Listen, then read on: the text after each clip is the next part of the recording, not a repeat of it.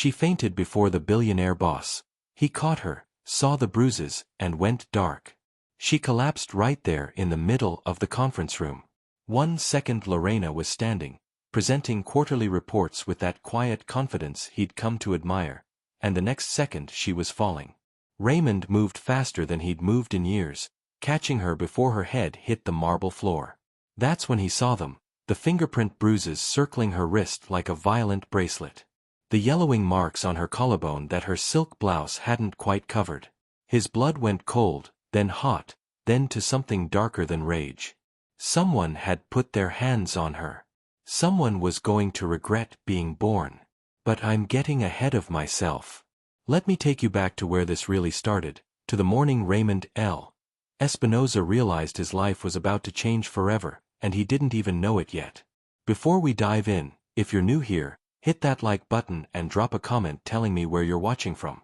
New York, Lagos, Tokyo. And if you're coming back for more of these stories, thank you so much. You're the reason I keep creating. This one's going to wreck you in the best way, so stay until the end. Trust me, you'll want to see how this unfolds. Now, where was I? Oh yes. Charleston, South Carolina. September 2024. And a man who was about to have every wall he'd built around his heart completely demolished. Raymond stood at the floor-to-ceiling windows of his corner office on the 32nd floor, watching the morning sun paint the Charleston harbor in shades of amber and rose. $45 million. That's what his view cost when he'd purchased this building 5 years ago. The headquarters of Espinosa Global Holdings sat in the heart of the historic district, a gleaming monument to everything he'd built from nothing. 38 years old. Self-made billionaire. Featured on the cover of Forbes twice. Named one of Charleston's most eligible bachelors 3 years running, a title he'd started avoiding like the plague.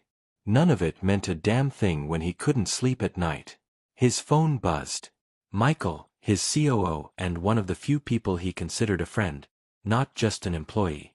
The new financial analyst starts today, Michael's text read. Lorena Pitts. HR says she's brilliant. Columbia, MBA. Used to work for Morrison & Klein in Atlanta. Raymond barely glanced at the message. He'd delegated the hiring to HR months ago. He had bigger concerns, the Singapore acquisition, the Berlin expansion, the Tokyo merger that kept hitting regulatory snags.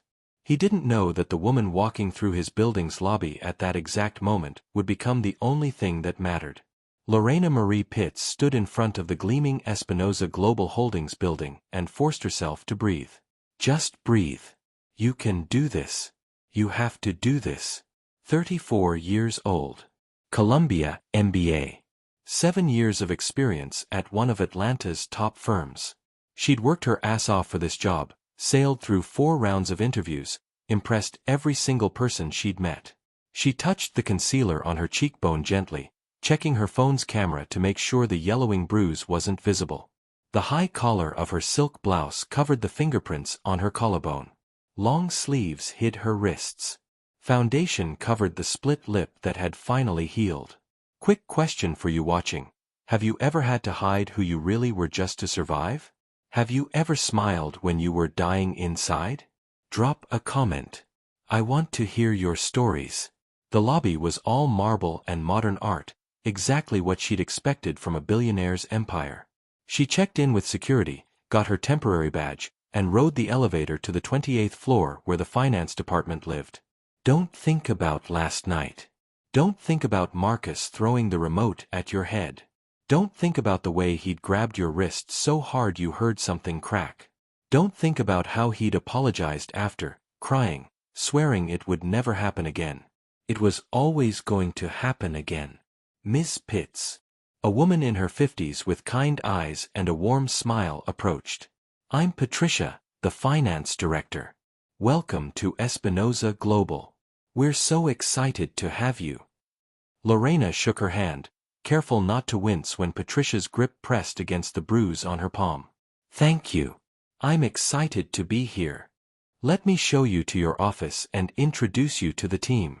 Mr. Espinosa likes to meet all new senior hires personally, but he's in back-to-back meetings today. You'll probably meet him next week during the quarterly review presentations. Lorena nodded, relief flooding through her. Good. More time to get settled, to prove herself, to make sure everything was perfect before meeting the man whose reputation preceded him like thunder. Raymond Espinosa. Brilliant. Demanding. Built a global empire before he turned 35. Known for being fair but exacting. She'd researched him obsessively, read every interview, watched every presentation, analyzed every annual report. What the articles hadn't mentioned was whether he noticed things. Whether he saw past the professional masks people wore. Whether he asked questions. She hoped he didn't. She needed this job. Needed the financial independence it represented. Needed the escape route it could provide. She just had to stay invisible long enough to save enough money to disappear. 3 days later, Raymond was still thinking about the Singapore acquisition when Michael knocked on his office door. Got a minute? You need to see something. Raymond glanced up from the contract he was reviewing. Michael didn't usually interrupt unless it was important. What is it? The new financial analyst, Lorena Pitts. She found a discrepancy in the Morrison account that our entire team missed. We're talking about a potential 7-figure loss that she caught in her first week. That got Raymond's attention. He closed the contract. 7 figures? She's in conference room B right now with her findings. I thought you'd want to hear it directly from her. Raymond stood, buttoning his jacket. Let's go. He didn't expect much. New employees were usually too intimidated to speak up in their first week, too eager to please to challenge the status quo. But 7 figures. That warranted a personal appearance. Conference room B was on the 28th floor, all glass walls and modern furniture with a view of the harbor. Raymond pushed through the door and stopped. She was standing at the head of the conference table, laptop open, financial reports spread across the surface. Dark hair pulled back in a neat bun.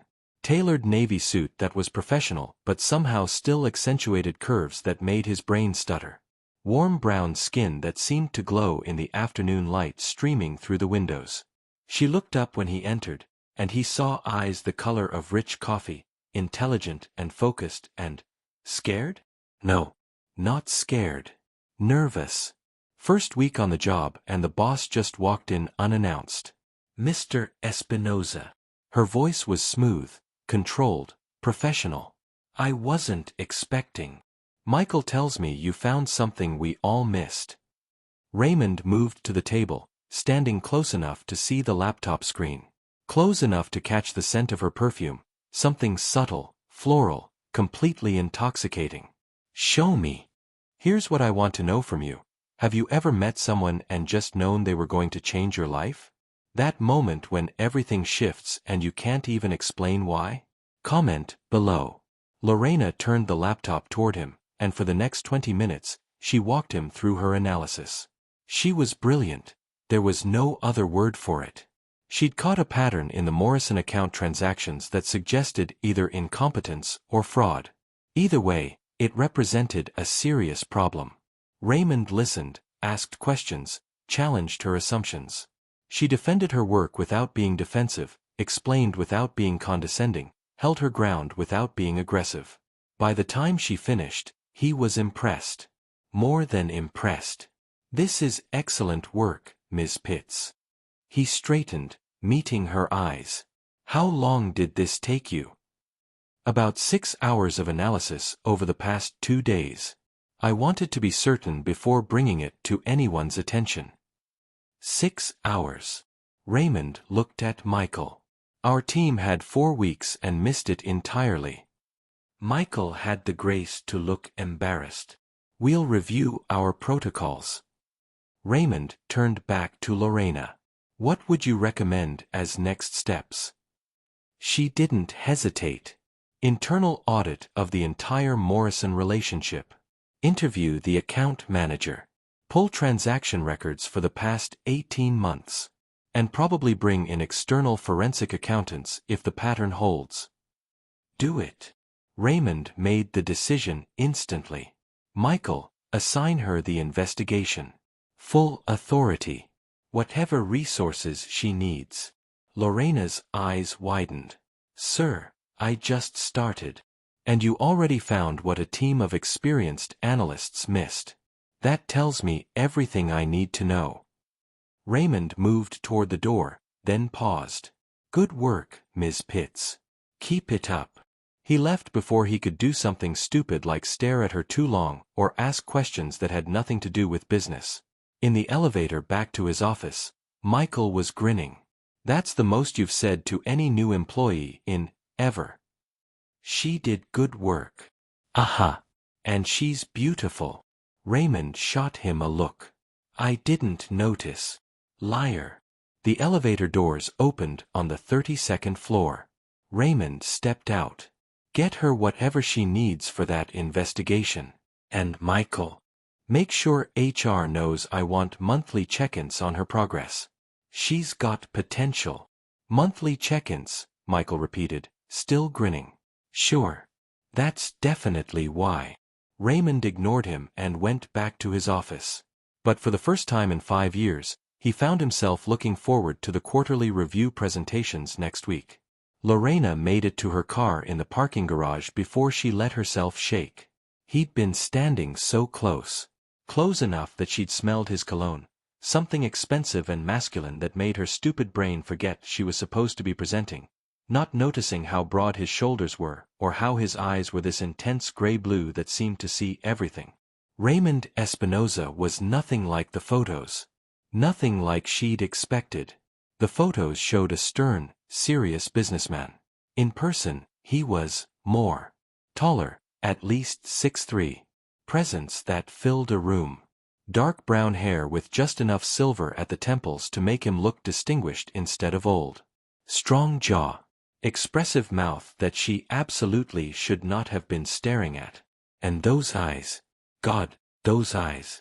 When he'd looked at her, really looked at her, she'd felt naked. Like he could see through the makeup, through the professional armor, straight through to every secret she was hiding. Her phone buzzed. Marcus. Where are you? I made dinner. Lorena's stomach clenched. Dinner meant he wanted something. Sex, probably. The kind where she had to lie there and pretend she wanted it while he took what he needed and left her feeling hollow. On my way home, she texted back. She looked at herself in the rearview mirror. The concealer was still in place. The collar still covered the bruises. She was fine. Everything was fine. She just had to keep pretending. Let me ask you something. How long would you stay in a situation that was slowly killing you?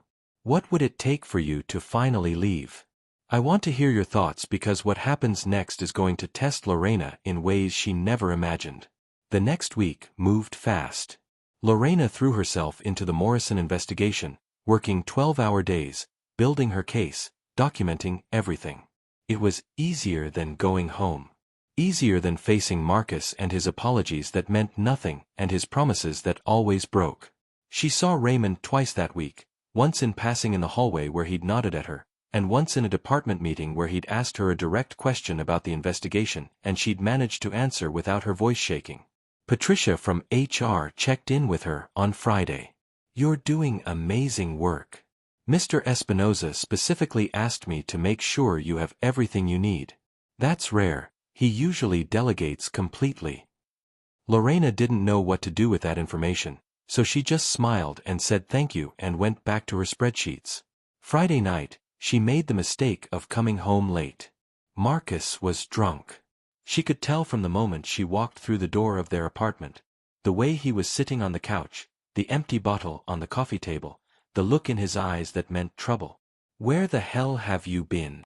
Working. I told you I had to stay late. Working. He stood up, and Lorena automatically took a step back. You think I'm stupid? You think I don't know what you're really doing? Marcus, I was literally at the office. With who? That boss you keep talking about? The billionaire. His voice was rising, getting uglier. You fucking him. Is that how you got the promotion? I didn't get a promotion, I just found. He was across the room before she could finish the sentence. His hand shot out, grabbing her wrist, the same wrist he'd hurt last week. Lorena couldn't stop the gasp of pain. "Don't lie to me." His grip tightened. "You think you're better than me now? Think you're too good for me because you got some fancy job?" "Marcus, please." Tears were streaming down her face now. "You're hurting me." "Good." But he let go, shoving her backward. She caught herself on the wall. "Get out of my sight. I can't even look at you right now." Lorena fled to the bedroom, locked the door, and cried silently into her pillow so he wouldn't hear. In the morning, she'd have new bruises. She'd have to use more concealer, wear longer sleeves. She'd have to pretend everything was fine.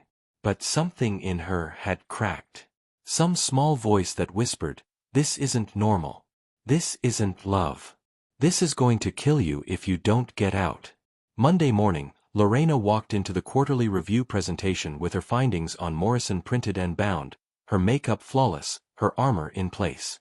The conference room was packed. Senior leadership, department heads, and at the head of the table, Raymond Espinosa. He was in a charcoal suit that probably cost more than her car, and when she walked in, his eyes tracked her movement from door to chair. "Ms. Pitts." His voice was calm, professional. "You're up first. Show us what you found." She stood, moved to the front of the room, connected her laptop to the projector. And for the next 30 minutes, she presented her investigation findings. Evidence of fraud.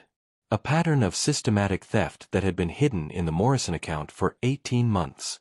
Nearly $2 million siphoned off in small increments that were almost invisible individually. The account manager, David Chen, appears to be working with someone inside Morrison to redirect funds, Lorena concluded. "I've documented everything. I recommend immediate termination and criminal prosecution." The room was silent. Then Raymond spoke. "Outstanding work. Michael, get legal on this immediately. David Chen is fired effective now. Security will escort him out today." He stood, moving around the table toward her. "Ms. Pitts, you just saved this company millions. I don't give compliments often, but you've earned one. This is exceptional analysis." He extended his hand for a handshake. Lorena reached out automatically, and immediately regretted it. His grip was firm but careful, professional. But when his hand closed around her wrist, right over the bruise Marcus had left, she couldn't stop the tiny flinch of pain. Raymond's eyes sharpened. "Are you all right?" "Fine." She pulled her hand back too quickly. "Just tired. Long hours on the investigation." He didn't look convinced, but he let it go. "Take tomorrow off. You've earned it." "That's not necessary." It wasn't a request. His tone was kind but firm. "You're no good to me if you burn out in your first month. Take a day. Rest." Lorena nodded, gathered her materials, and escaped from the conference room before anyone could ask more questions. She didn't see the way Raymond watched her go. Didn't see the frown on his face or the way his jaw tightened. Didn't see Michael lean over and whisper, "You okay? Did you see her wrist?" Raymond's voice was low. "When I shook her hand, she flinched. Maybe you just have a strong grip." Maybe. But Raymond didn't believe it. Something in his gut was screaming that something was wrong. Very wrong. He'd built a career on trusting his instincts. And his instincts were telling him that Lorena Pitts was hiding something. Question for you. Have you ever known someone was in trouble but didn't know how to help? What did you do? Because what Raymond does next is going to change everything. 3 weeks passed. Lorena continued to excel at work, taking on more responsibility, impressing everyone with her analysis and insights. Raymond found himself creating excuses to check in with her. Questions about projects that he could have easily delegated. Walkthroughs of departments where she happened to be working. He told himself it was because she was a valuable employee. He didn't examine too closely why he noticed every time she wore long sleeves in Charleston's still warm autumn weather. Why he paid attention to the way she sometimes moved carefully, like something hurt. Why he saw the moments when her professional mask slipped and something scared flashed across her face before she caught herself. And then came the day that changed everything. It was a Wednesday morning in early October. Raymond was in the conference room with the senior leadership team, quarterly strategy planning session that was running long and testing everyone's patience. "Let's take 10 minutes, Raymond announced. "Stretch your legs, get coffee, then we'll tackle the Berlin expansion." People filed out. Raymond was reviewing his notes when the door opened and Lorena walked in. "Oh, I'm sorry. I thought this room was free," Patricia said. "It's fine." Raymond gestured to the table. "We're just on break. You need something?" "Just dropping off the updated Morrison reconciliation reports. Patricia asked me to leave them for you." She moved to the table, setting down a folder. "I can come back." She turned, and Raymond saw it, the way she swayed slightly, the way her hand reached for the edge of the table. "Lorena." He was moving before he finished her name. She didn't hear him. Didn't hear anything. The world was tilting, going gray at the edges. She felt herself falling, felt gravity pulling her down. And then strong arms caught her. Raymond had her before she hit the ground, cradling her against his chest, his heart slamming against his ribs. "Lorena? Lorena, can you hear me?" Her eyes fluttered. She was conscious but disoriented, her breathing shallow. That's when he saw them. Her sleeve had ridden up when he caught her. And there, on her wrist, were bruises. Dark purple and yellow marks in the shape of fingers. Someone's handprint circling her wrist like she'd been grabbed. Hard. Raymond's blood turned to ice, then fire, then something darker than either. The collar of her blouse had shifted too. More bruises on her collarbone. Yellowing marks that were clearly days old. Someone had put their hands on her. Someone had hurt her. Someone had left marks on skin that should have been treated like precious. "Raymond." Michael's voice from the doorway. "What happened? Call 911. Raymond's voice was calm, controlled. The voice he used when he was absolutely furious and refusing to show it. "She fainted. And call Dr. Morrison. Tell him I'm bringing someone to his private practice in 20 minutes. I want him ready. I'm fine." Lorena's voice was weak. I didn't eat breakfast. Low blood sugar. I'm fine." "You're not fine." Raymond shifted her carefully in his arms, standing. She weighed nothing. "When's the last time you ate?" "Yesterday, lunch, I think." "Jesus Christ." Raymond was already moving toward the door, carrying her. "Michael, my car. Now." "Sir, I can walk." "Not a chance." Raymond looked down at her, and the expression on his face made Lorena's protest die in her throat. "You fainted. You're covered in bruises. You're going to see a doctor, and then you're going to tell me who the hell I need to destroy." Dr. Morrison's private practice was the kind of place that only billionaires knew about. Discreet, exclusive, no wait times. Raymond carried Lorena into the lobby himself, despite her repeated protests that she could walk. The receptionist took one look at Raymond's face and immediately led them to an exam room. "I'm calling your regular doctor," Raymond said as he set her carefully on the exam table. "What's the number?"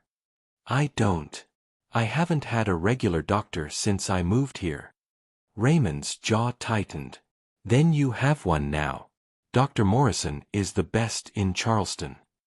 "Mr. Espinosa, this really isn't necessary." He crossed his arms. "You fainted in my conference room. That makes it my business. Humor me." Dr. Morrison entered. A man in his 60s with kind eyes and a professional demeanor that somehow made Lorena feel slightly less embarrassed.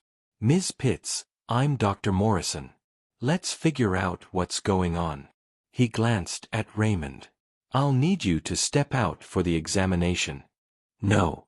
Lorena's voice was stronger now. He can stay. If he wants." She didn't know why she said it. Maybe because Raymond's presence made her feel safe in a way she hadn't felt safe in months. Maybe because she was so tired of hiding. Maybe because some part of her knew what was coming and she didn't want to face it alone. Dr. Morrison nodded. All right. Let's start with the basics. Have you been experiencing dizziness? Fatigue? Sometimes. I've been working long hours. The bruises. Raymond's voice cut through. Ask her about the bruises. Lorena's eyes closed. Raymond. Bruises. Dr. Morrison's tone sharpened. He moved closer, and Lorena knew the moment he saw her wrist because his expression changed. Miss Pitts, may I see your wrist please? She extended her arm, and Dr. Morrison examined the marks carefully. Professional. Clinical. Not judging. These are grip marks. Someone grabbed you. Recently. It was an accident. Accidents don't leave finger-shaped bruises. Dr. Morrison's voice was gentle but firm. Are there other injuries I should know about? Lorena looked at Raymond. He was standing against the wall, arms crossed, expression completely controlled except for his eyes. His eyes were blazing with something that looked like barely contained rage. My collarbone, she whispered. My ribs, maybe. I'm not sure. May I examine? Dr. Morrison waited for her nod before carefully checking. He was professional, explaining everything before he touched her, but Lorena still felt the shame burning through her chest. Raymond watched. He didn't speak. He just watched with that terrible, contained fury in his eyes. Dr. Morrison stepped back. 2 cracked ribs. Extensive bruising. Some of these injuries are several weeks old. He looked directly at Lorena. Miss Pitts, I'm legally required to ask, are you in immediate danger? No. The lie tasted bitter. It's complicated. It's actually very simple. Raymond's voice was ice. Someone is hurting you. That's not complicated. That's criminal. You don't understand. Then make me understand. He moved closer, and the intensity in his eyes made Lorena's breath catch. Tell me who did this. Tell me their name. Tell me where to find them. I can't. Yes, you can. Raymond crouched down so he was eye level with her. Lorena, look at me. Really look at me. I have more money than God and zero tolerance for anyone who hurts people I care about. Give me a name. People you care about? The words came out broken. You barely know me. I know you're brilliant. I know you're strong. I know you came to work every single day with cracked ribs and bruises you tried to hide, and you still did better work than anyone on my senior team. His voice dropped lower. I know you deserve better than whatever bastard did this to you. So give me his name. I need you to tell me something. If someone offered to help you escape, would you take it? Would you trust them? Because what Lorena does next determines everything. Marcus. Lorena's voice broke on his name. His name is Marcus. We've been together 3 years. We live together. And I can't just leave because he'll find me. He always finds me. Raymond stood. Dr. Morrison, document everything. Photos, written report, everything admissible in court. Bill it to me personally. He pulled out his phone. Michael, I need you to do something for me. While Raymond made his call, Dr. Morrison completed his examination and documentation. He was gentle, efficient, and by the end, Lorena felt simultaneously exposed and oddly relieved. Someone knew. Someone had seen. Raymond finished his call and turned back to her. Here's what's going to happen. Dr. Morrison is going to treat those ribs and give you something for the pain. Then you're coming with me. I can't. You're not going back to him. That's non-negotiable. Raymond, you don't understand. Marcus will. Marcus will what? Raymond's voice went deadly quiet. Hurt you again? Over my dead body. I just had Michael arrange for a security team to meet us at your apartment. You're going to pack whatever you need, and then you're moving somewhere safe. I don't have anywhere safe. Yes, you do. You have me. The words hung in the air between them.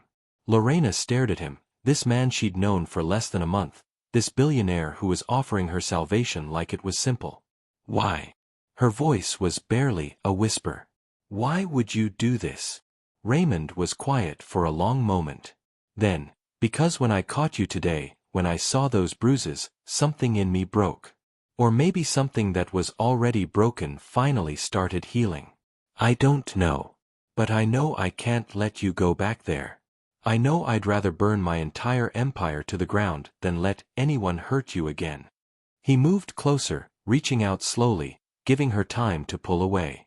When she didn't, he gently tucked a strand of hair behind her ear. You're not alone anymore, Lorena. Not if you don't want to be. Tears spilled down her cheeks. I'm so tired of being scared. Then let me help you stop being scared. Let me help you be safe. Dr. Morrison cleared his throat quietly. Ms. Pitts, I've seen a lot of cases like yours. The hardest part is accepting help. But this man is offering you a way out. I strongly encourage you to take it. Lorena looked at Raymond, really looked at him. At the man who'd caught her when she fell, who'd seen her at her most vulnerable, who'd looked at her bruises and gotten angry on her behalf instead of making excuses. Okay, she whispered. Okay. 2 hours later, Lorena stood in the apartment she'd shared with Marcus, surrounded by a security team that Raymond had hired. 3 massive men in suits who looked like they could break Marcus in half without trying. Marcus wasn't home. He was at work, thankfully. Which meant Lorena could pack without confrontation. Raymond stood in the doorway, watching as she threw clothes into a suitcase. Take everything that matters to you. Documents, photos, anything he could use to find you. This feels surreal. Lorena grabbed her laptop, her important files, the few pieces of jewelry that had belonged to her mother. Like I'm robbing my own life. You're not robbing anything. You're escaping. She packed fast, years of practice making herself small and unobtrusive translated well to efficient packing. 45 minutes and 3 suitcases later, she was done. Raymond's phone buzzed. He glanced at it, and something dark crossed his face. Marcus just texted you. 5 times. He's asking where you are. Lorena's stomach clenched with familiar fear. He gets off work in an hour. He'll come home, and I won't be here, and he'll what? Search the entire city? Lorena, look at me. Raymond waited until she met his eyes. He doesn't get to control you anymore. You're safe now. I promise. You can't promise that. You don't know what he's capable of. Then let me show you what I'm capable of. Raymond's smile was sharp, dangerous. Michael is already filing for a restraining order on your behalf. My legal team is the best in the state.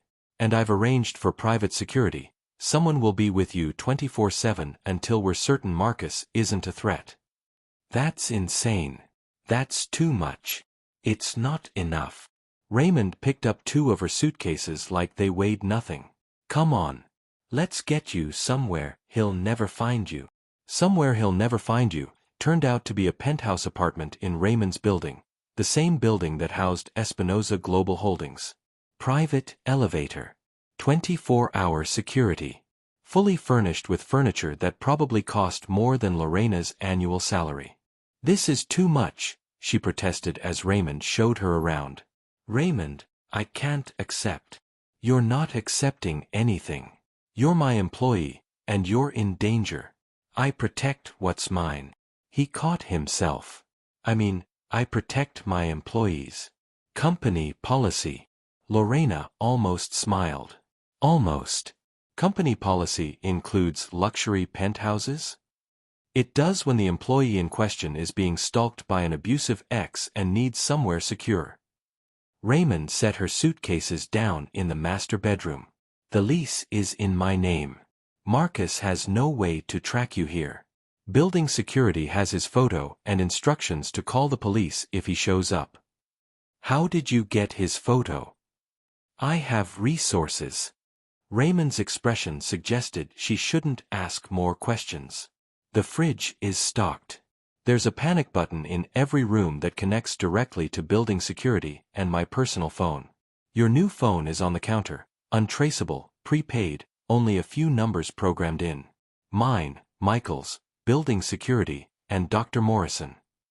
Lorena sank onto the edge of the bed. I don't know what to say. Say you'll use it. Say you'll be safe. Raymond crouched in front of her again, and God, he kept doing that, putting himself at her level, making himself vulnerable. Say you'll give yourself a chance to heal. I don't know how to heal. I don't even know who I am without being scared all the time. Then we'll figure it out together. He reached out slowly, telegraphing his movement, and took her hand carefully. You don't have to do this alone, Lorena. You never have to be alone again unless you want to be. She looked down at their hands, his large and strong and gentle, hers small and bruised and shaking. Why are you being so kind to me? Raymond was quiet for a long moment. Then, because you remind me of someone I couldn't save. Because you deserve kindness. Because when I caught you today, I realized I've been sleepwalking through my life for 5 years, and suddenly I'm wide awake. Talk to me in the comments. Have you ever met someone who woke you up from sleepwalking through life? Someone who made you feel again? Who couldn't you save? Lorena's voice was soft. My sister. Raymond's jaw tightened. Emily. She was in a bad relationship 10 years ago. I was building the company, too busy to notice the signs. By the time I realized what was happening, it was too late. He'd already. He stopped, swallowed hard. She survived, but she was never the same. She moved to Seattle, cut off contact with the family. I haven't seen her in 7 years. Raymond, I'm so sorry. Don't apologize.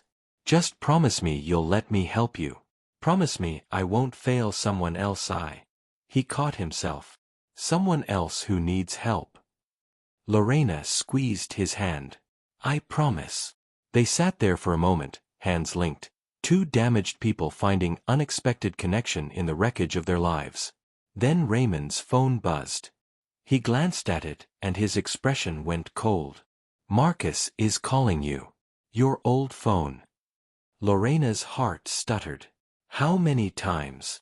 This is the 8th call. He's also sent 12 texts. Raymond's voice was ice.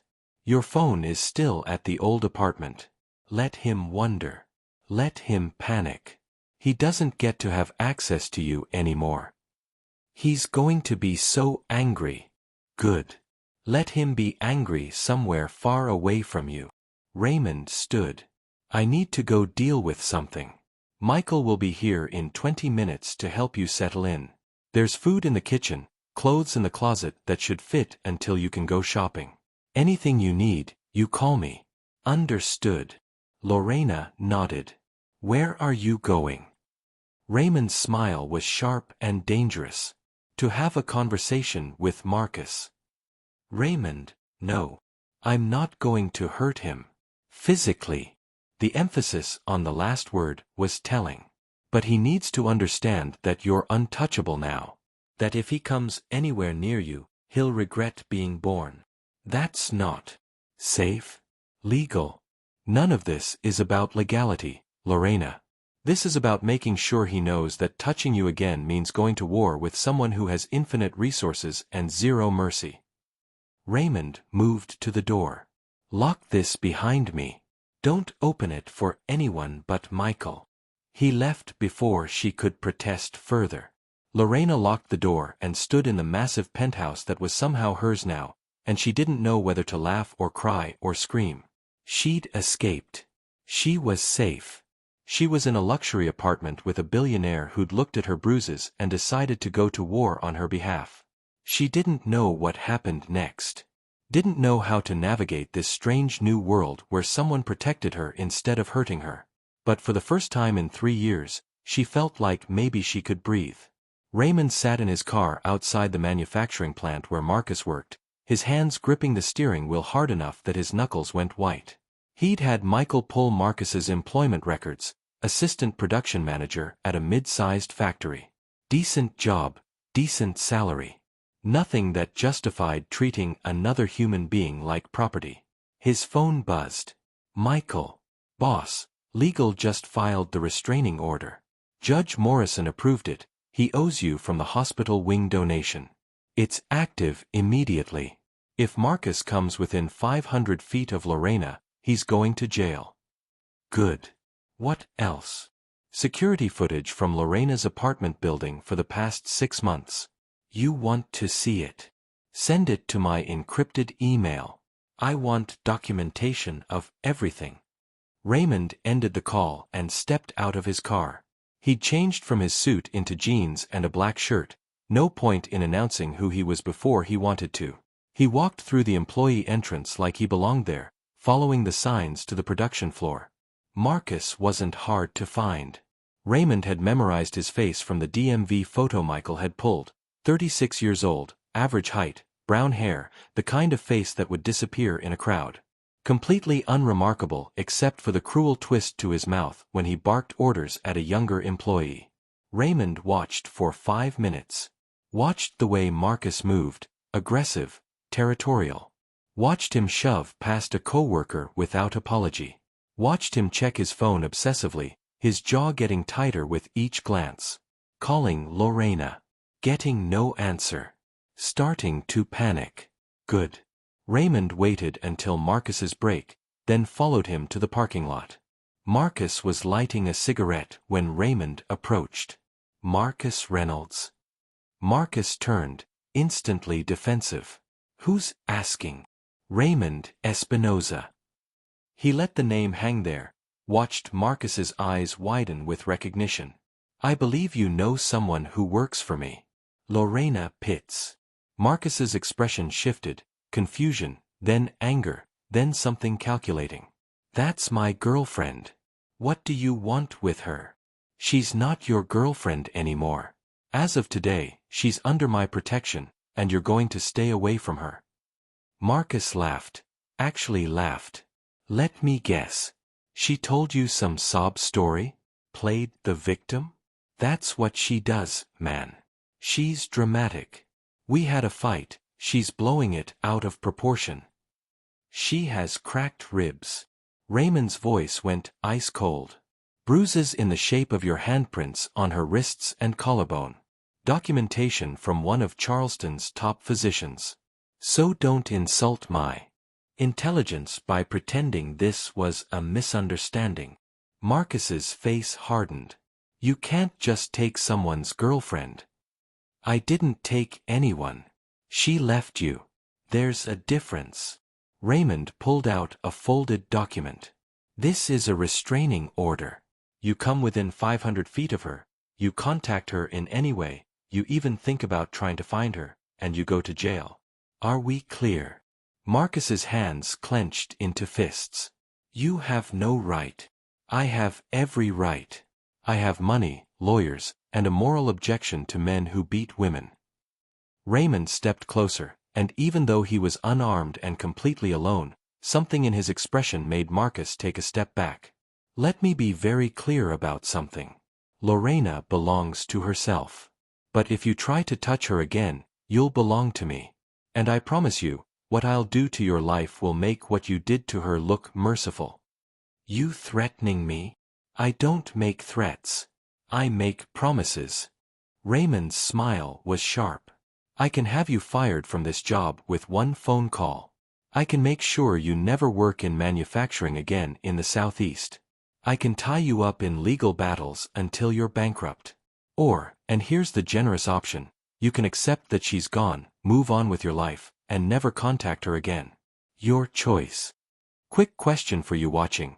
What would you do if someone threatened the person you were trying to protect? How far would you go? Comment below because Raymond's about to find out exactly how far he's willing to go. Marcus was shaking with rage. She's mine. She's not yours. She's not anyone's. She's a human being who deserves to live without fear. Raymond pulled out his phone. I have security footage of you throwing her against a wall. I have medical records documenting her injuries.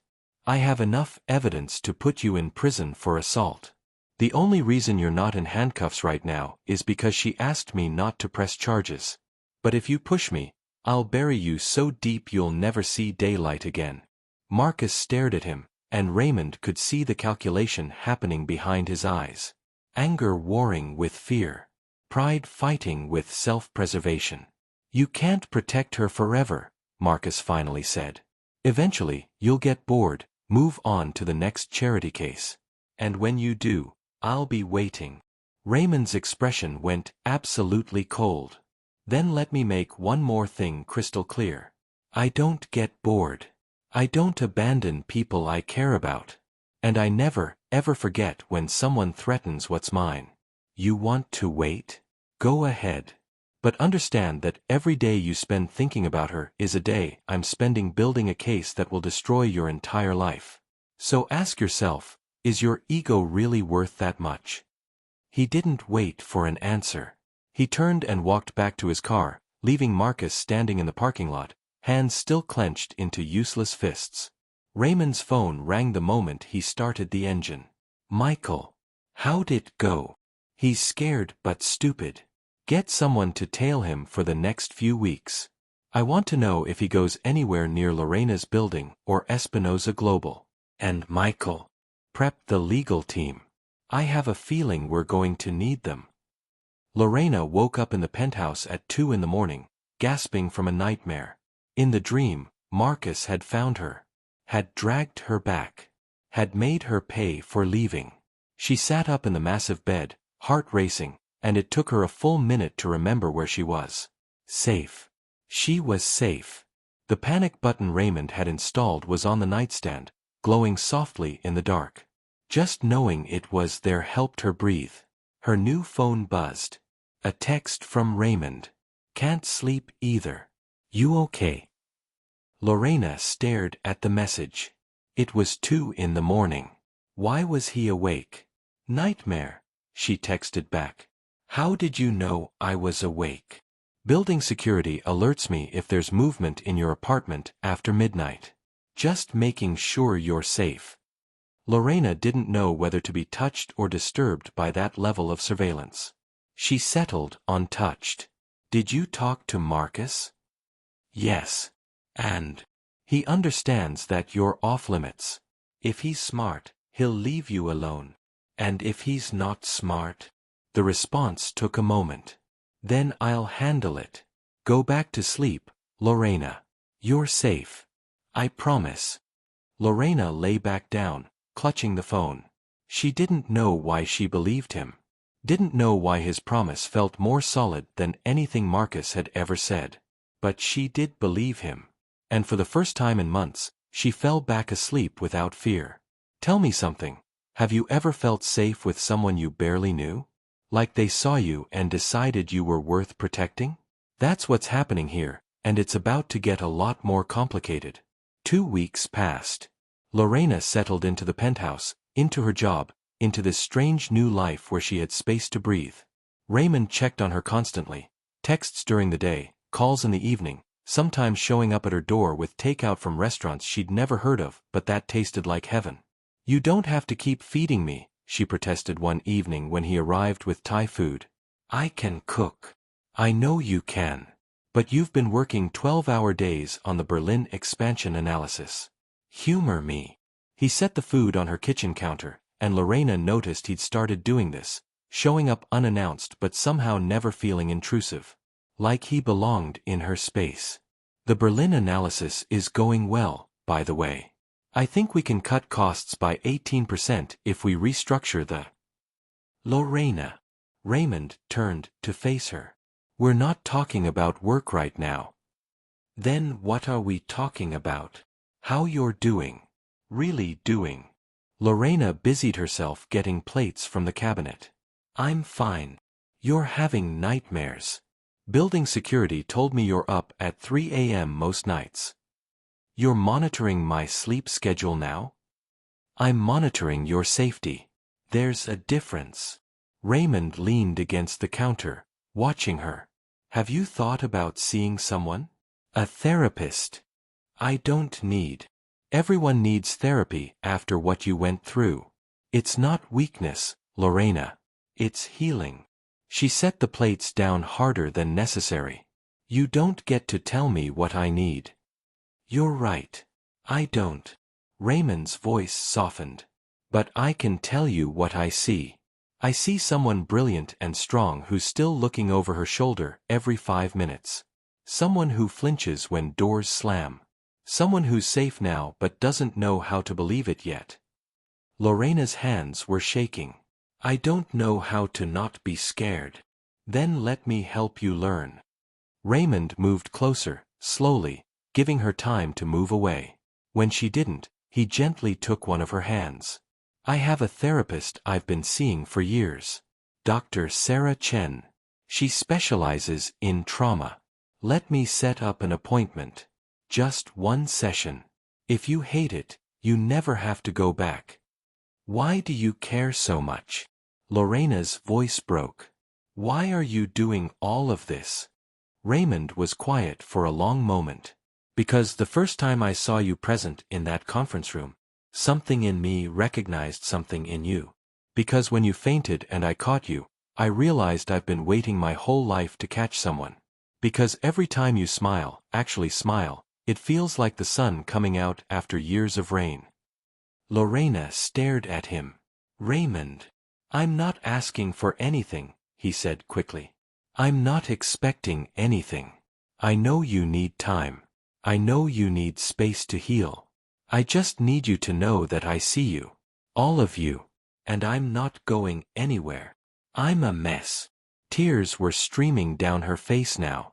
I'm broken and scared, and I don't even know who I am without someone telling me. You're not broken. You're healing. There's a difference. Raymond reached up slowly, telegraphing his movement, and wiped a tear from her cheek with his thumb. And who you are. You're the woman who found a $2 million fraud in her first week. Who worked with cracked ribs and never complained. Who's been through hell and came out still believing in spreadsheets and quarterly reports and doing things right. That's who you are. Lorena laughed through her tears. That's the worst romantic speech ever. Spreadsheets and quarterly reports. Raymond grinned. I'm a billionaire, not a poet. Work with what I've got. They stood there in her kitchen, his hands still on her face, her tears drying, something fragile and new hanging in the air between them. 1 therapy session, Lorena finally said. I'll try. That's all I'm asking. Raymond stepped back, giving her space. Now eat before the food gets cold. And tell me about the Berlin analysis. I want to hear everything. They ate and talked about work, and for a few hours, Lorena remembered what it felt like to be normal. To be seen as competent and intelligent instead of weak and damaged. It felt like coming home. The therapy session happened 3 days later. Dr. Sarah Chen's office was in a converted historic home in downtown Charleston, all exposed brick and comfortable furniture that made Lorena feel less like a patient and more like a person having coffee with a friend. Raymond speaks very highly of you, Dr. Chen said after introductions. He's worried. He worries too much. Maybe. Or maybe he cares the right amount and you're not used to people caring at all. Dr. Chen's expression was kind but direct. Tell me about Marcus. Lorena spent the next hour talking. About how it started, small criticisms that seemed like concern. About how it escalated, controlling her friends, her money, her time. About the first time he hit her and how he'd cried and apologized. About how she'd believed him. About how she'd stayed because she didn't know how to leave, didn't have the money, didn't have anywhere to go. And now? Dr. Chen asked. How do you feel now that you're out? Terrified. Lorena admitted. Relieved. Guilty. Confused. All of it at once. That's normal. Trauma doesn't have a linear healing process. Dr. Chen leaned forward. Raymond told me he's been very present in your life since you left Marcus. How does that feel? Safe? Overwhelming? Sometimes both at the same time. Do you think you're developing feelings for him? Lorena froze. I don't know. Maybe. Is that even possible? I just got out of. There's no timeline for feelings, Lorena. They happen when they happen. The question is whether you're ready to trust those feelings. Whether you can distinguish between gratitude for being rescued and genuine connection. How do I know the difference? Time, healing, and honesty with yourself about what you feel and why you feel it. Dr. Chen smiled. But between you and me, the way Raymond talks about you doesn't sound like a man who rescued a damsel in distress. It sounds like a man who met someone extraordinary and is terrified of screwing it up. I need your opinion on something. Comment and tell me, is it too soon for Lorena to have feelings for Raymond? Can you fall for someone while you're still healing from someone else? Because what happens next is going to test both of them in ways they're not prepared for. That evening, Lorena was working late at the office. Most of the building empty, just her and the skeleton cleaning crew. She was deep in spreadsheets when her phone rang. Unknown number. She almost didn't answer. Then curiosity got the better of her. Hello. You think you can just disappear? Marcus's voice, slurred and angry. You think your rich boyfriend can protect you forever? Lorena's blood went cold. How did you get this number? I'm not stupid, Lorena. I know you're still at that company. I know you're fucking him. Everyone knows. The secretary's whore. Don't call me. I'll call you whatever I want. You belong to me. You think a piece of paper changes that? You think some restraining order scares me? Lorena's hand was shaking so hard she almost dropped the phone. If you come near me, you'll go to jail. Only if they catch me. Marcus laughed, harsh and ugly. Sleep well, baby. I'll be seeing you soon. The line went dead. Lorena sat frozen for a full minute. Then she grabbed her phone with shaking hands and called the one person she knew would answer. Raymond picked up on the first ring. Lorena? What's wrong? Marcus called. He knows where I work. He said he's coming for me. Her voice was breaking apart. Raymond, I'm scared. Where are you right now? My office. 28th floor. Lock your door. Don't open it for anyone but me. I'm on my way. Raymond. 10 minutes. I promise. He made it in 7. Lorena heard the knock and his voice. It's me. Open up. She unlocked the door and Raymond was there, still in his suit from whatever evening meeting he'd been in, and the moment she saw him, she broke. Raymond caught her, he was always catching her, and held her while she sobbed against his chest. I've got you. You're safe. I promise you're safe. He's going to find me. No, he's not. Raymond's voice was steel. How did he get your number? I don't know. It's supposed to be untraceable. Michael will figure it out. And we're changing it again. Tonight. Raymond pulled back enough to look at her face.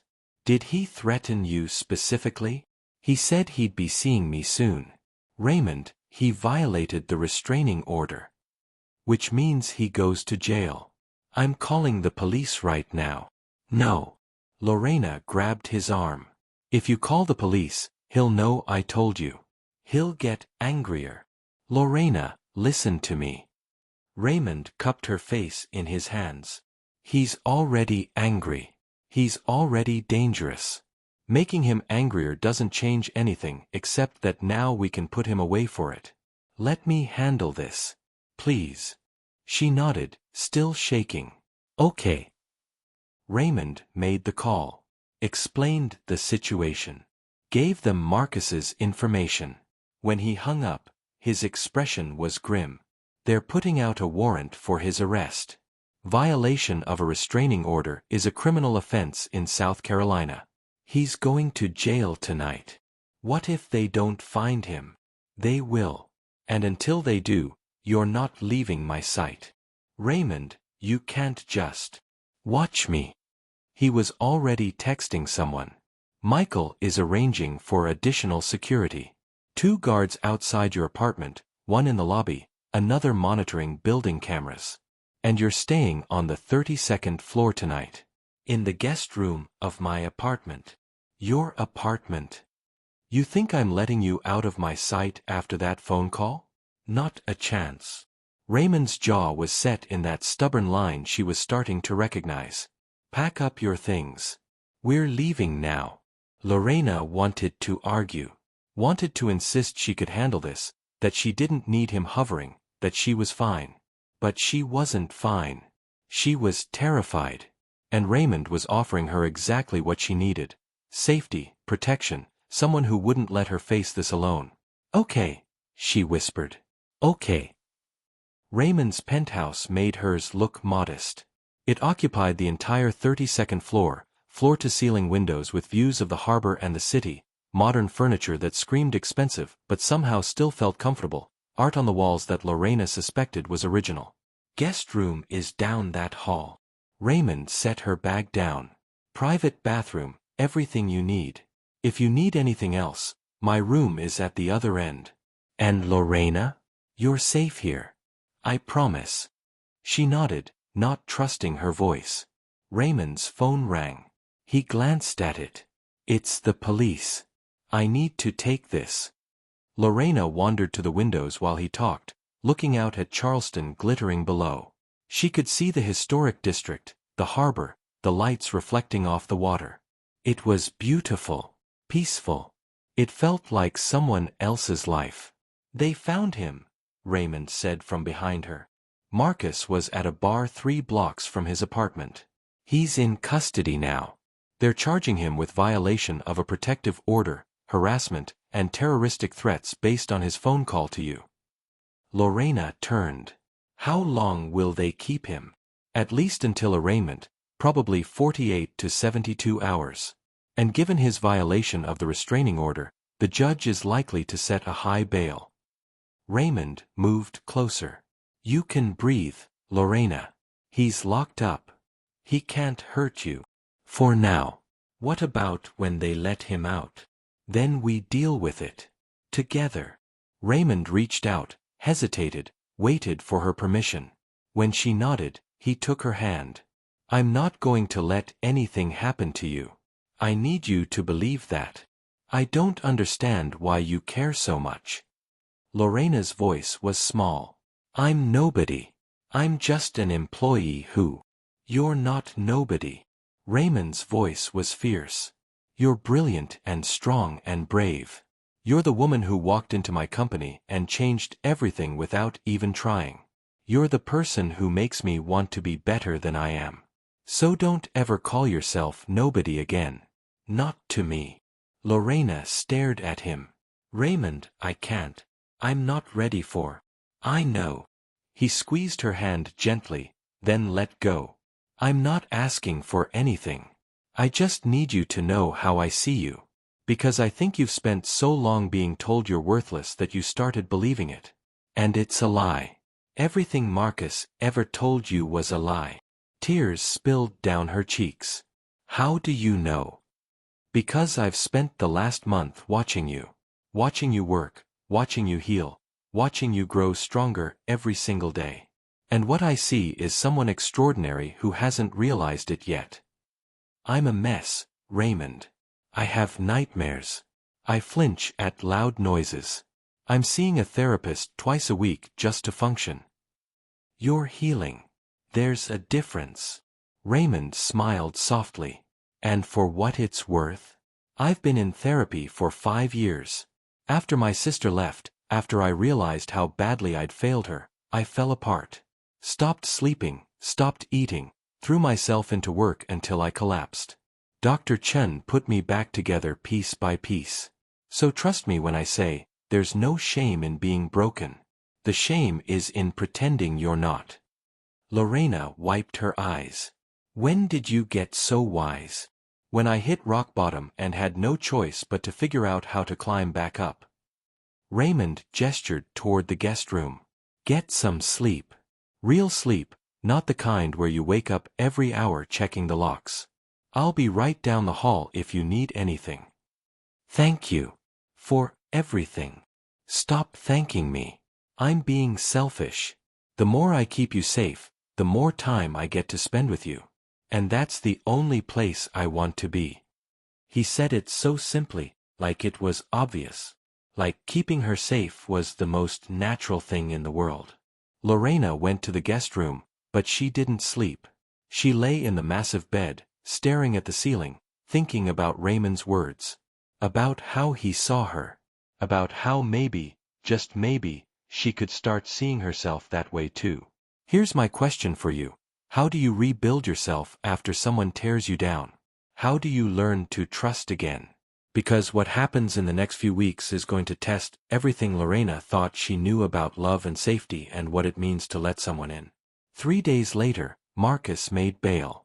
Raymond got the notification from his legal team at 9 a.m. and immediately called Lorena. He's out. But there are conditions. He has to wear an ankle monitor, he can't leave Richland County, and if he comes within 1,000 feet of you, he goes straight back to jail. 1,000 feet. Lorena's voice was hollow. That's not very far. It's far enough. And Lorena? I've upgraded your security. There's a GPS tracker in your phone now that alerts me if you go anywhere unusual. Not because I'm controlling you, but because I need to know you're safe. That's a little stalkerish, Raymond. I prefer protective. And you can turn it off anytime you want. But please don't. Not while Marcus is still a threat. Lorena was quiet for a moment. Okay, but Raymond, you need to let me live my life. I can't hide forever.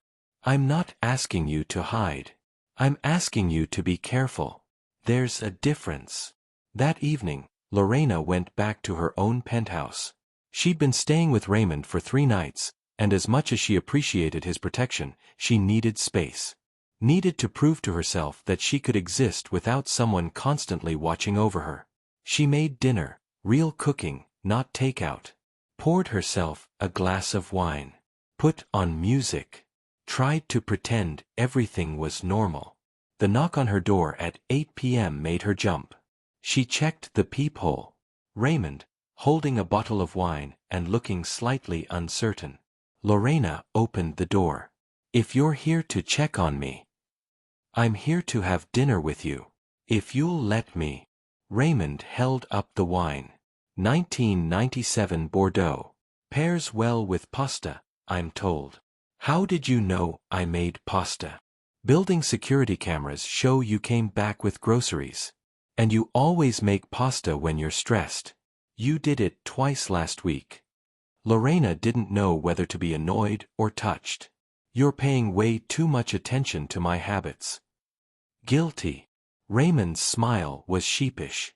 So, can I come in? Or should I go back upstairs and eat alone while pretending I'm not thinking about you? Lorena stepped aside. You're ridiculous. I'm honest. There's a difference. They ate together, talking about work in Charleston and nothing important. It was easy, comfortable, and Lorena realized she'd stopped being nervous around him somewhere along the way. Stopped flinching when he moved. Stopped waiting for the other shoe to drop. Can I ask you something? Lorena said as they cleared the dishes. Why aren't you married? Or dating someone? You're 38, successful, attractive. Attractive? Raymond grinned. You think I'm attractive? Don't let it go to your head. But Lorena was smiling. Seriously? Why are you single? Raymond's expression sobered. Because I built an empire and forgot to build a life.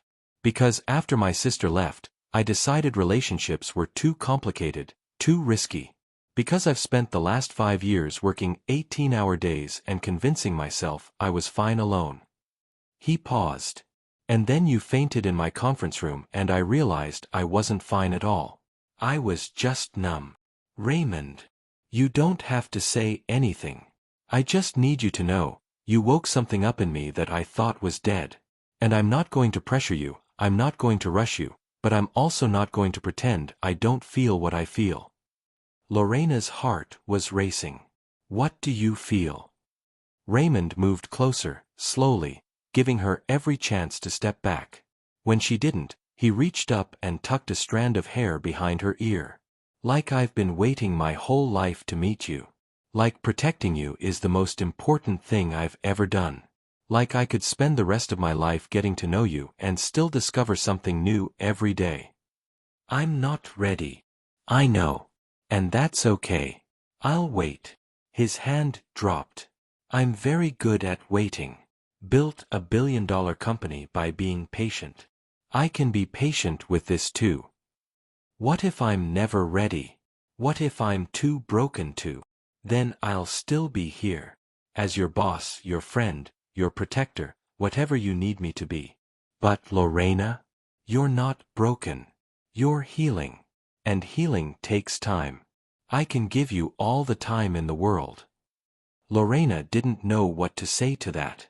Didn't know how to respond to someone who saw her at her worst and still looked at her like she was precious.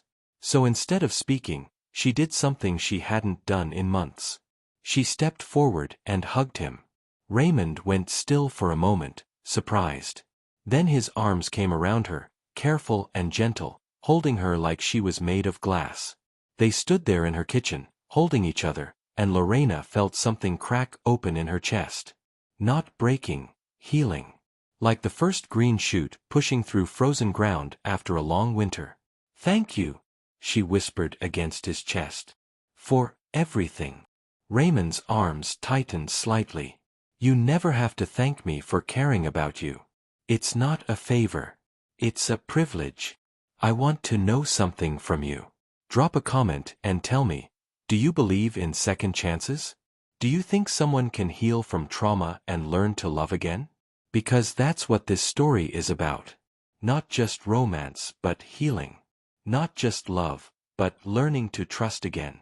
And stick around, because the next part is where everything changes. Where Lorena has to decide if she's brave enough to let Raymond in. Where Raymond has to prove that not all men are Marcus. Where two broken people figure out if they can make something whole together. Hit that like button if you're invested in this story. Subscribe if you want to see how it ends. And comment below telling me where you're watching from and what you think happens next. See you in the final part, where Lorena and Raymond face their biggest challenge yet, and we find out if love really can heal all wounds.